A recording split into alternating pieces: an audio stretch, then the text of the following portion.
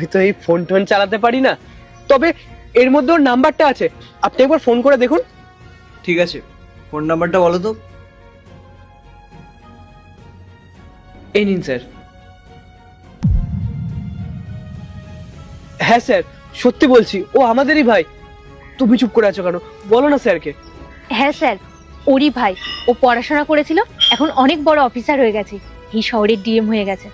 ওই আমাদের টাকাগুলো দিয়েছিল, বলল যাও গিয়ে গয়নাটা ছাড়িয়ে নিয়ে আসো। স্যার, আপনি এই টাকাগুলো নিন না, তাহলে আমাদের খুব উপকার হবে। 2 বছর ধরে এই গয়নাটার জন্য ও খুব কষ্ট পাচ্ছিল স্যার। আসলে এটা ওর মায়ের শেষ স্মৃতি।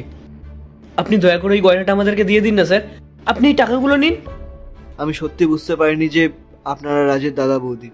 আমি কিছুদিন আগে রাজের সাথে মিটিং করলাম, ও সত্যি খুব ভালো মানুষ। আর আমি একটু আগে আপনাদের সাথে যে ব্যবহারটা করলাম, তার জন্য আমি আপনাদের কাছে ক্ষমা চাইছি। আরে না না স্যার, আপনি কেন ক্ষমা চাইছেন? আপনি এই টাকাগুলো নিন। কত টাকা আছে এখানে? 2.5 লাখ টাকা আছে স্যার, সব ব্যাংকের থেকে এনেছি। 50,000 টাকার বান্ডিল 5টা আছে। এ নাও ধরো। আমার না টাকার প্রতি খুব অহংকার হয়ে গেছিল। ইভেন যেগুলো আমি রোজগার করিনি, যে টাকাগুলো আমার নয়, সেই টাকার উপরেও আমি অহংকার করি। আর তোমরা কত পরিশ্রম করেছো। তুমি নিজের ওয়াইফের গয়না বন্ধক রেখে নিজের ভাইকে পড়িয়েছো, এই শহরে ডিএম বানিয়েছো। ওই যে 1 লাখ টাকার ইন্টারেস্ট, ওটা তোমার দিতে হবে না। আর এ নাও, এই 10,000 টাকা রাখো। স্যার, এই টাকাটা আপনিই রেখে দিন। না না, এটা তোমার টাকা, তুমি রাখো। রাখো বলছি। আর যে টাকাটা তোমরা আমার দাদার থেকে নিয়েছিলে, সে টাকাটা তো নিয়েই নিলাম। আর আমি তোমাদের কাছে হাত জোর করে ক্ষমা চাইছি তোমাদের সাথে আমি যে ব্যবহারটা করলাম। আর আমার এটা ভেবে খুব ভালো লাগলো যে তোমরা এত পরিশ্রম করে নিজের ভাইকে এই উঁচু জায়গাটায় পৌঁছেছো। আরে না না স্যার, আপনি আমাদের কাছে ক্ষমা চাইবেন না। আপনি তো বড় বাবুর ভাই।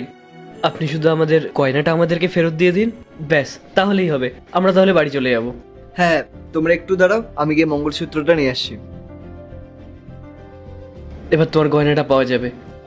হ্যাঁ, এটার অপেক্ষাতেই ছিলাম আমি। দেখো, এটাই তোমার মঙ্গলসূত্র। হ্যাঁ স্যার। ধন্যবাদ স্যার। আরে না না, আমাকে কেন ধন্যবাদ বলছেন? আরেকটা কথা, বাড়ির বউয়েরা ঘরের লক্ষ্মী হয় এবং তাদের গায়ে গয়না সবসময় ভালো লাগে। যদি পসিবল হয়, কখনো আর ওই গয়না বন্ধক দেবেন না। আর কখনো যদি কোনো প্রয়োজন হয়, আপনারা আমাকে বলবেন। আমাকে নিজের ঘরের লক্ষ্মী মনে করবেন। ঠিক আছে স্যার। আসছি স্যার, চলো। পার্ট 2 দেখতে সাবস্ক্রাইব করো ভেলকু 78M।